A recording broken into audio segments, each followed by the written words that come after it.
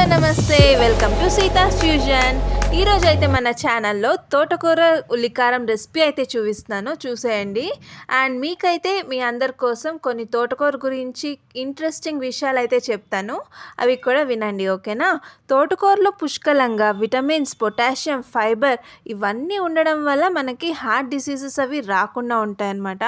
And iron కూడా దీంట్లో చాలా పుష్కలంగా ఉంది. సో అనేమియా లాంటి సమస్యలు కూడా రావు. సో ఇది తినడం వల్ల మన హెల్త్కి చాలా చాలా మంచిది. సో పిల్లల నుంచి పెద్దల వరకు మన ఆరోగ్యాన్ని కాపాడుకోవాలంటే తోటకూరని తరచుగా తింటూ ఉండండి, మీ డయట్లో ఇంక్లూడ్ చేసుకోండి. అండ్ బీపీ అండ్ షుగర్ ఉన్న వాళ్ళకి కూడా ఇవి కంట్రోల్లో ఉంచుతుందన్నమాట. అండ్ షుగర్ కంట్రోల్ ఎలా అవుతుందంటే దీంట్లో యాంటీ హైపర్ గ్లైసెమిక్ యాసిడ్ అనేది ఉంటుంది, అది బ్లడ్లో షుగర్ లెవెల్ని కంట్రోల్ చేస్తుంది అనమాట. అండ్ మనం వెయిట్ కూడా చక్కగా మేనేజ్ చేసుకోగలం తెలుసా, ఎందుకంటే దీంట్లో క్యాలరీస్ అనేవి చాలా తక్కువగా ఉంటాయి.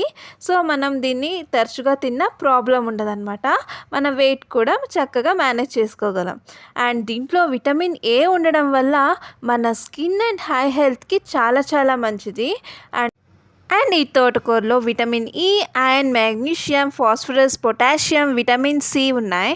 సో మన బాడీని హార్మ్ చేసే ఫ్రీ రాడికల్స్తో ఫైట్ చేసి క్యాన్సర్పై పోరాడడానికి సహాయపడుతుంది అనమాట. ఇన్ని బెనిఫిట్స్ ఉన్నాయండి తోటకూరలో. సో ఎవరైనా సరే ఇష్టం లేకపోయినా సరే ఇష్టంగా తినండి, బికాస్ మన ఆరోగ్యానికి చాలా మంచిది. అండ్ ఈ రెసిపీ వచ్చేసి చాలా చాలా ఈజీ అండి, వితిన్ 10 minutesలో అయిపోద్ది. ఎలా అంటే తోటకూరని మనం ఒలిసి కట్ చేసుకొని నీట్గా వాష్ చేసుకొని పెట్టుకుంటే కనుక చాలా ఈజీగా చేసేయచ్చు అనమాట. చాలా గమ్మున అయిపోతుంది, మనకి తక్కువ ఇంగ్రీడియంట్స్తో చాలా ఈజీగా చేసేయచ్చు.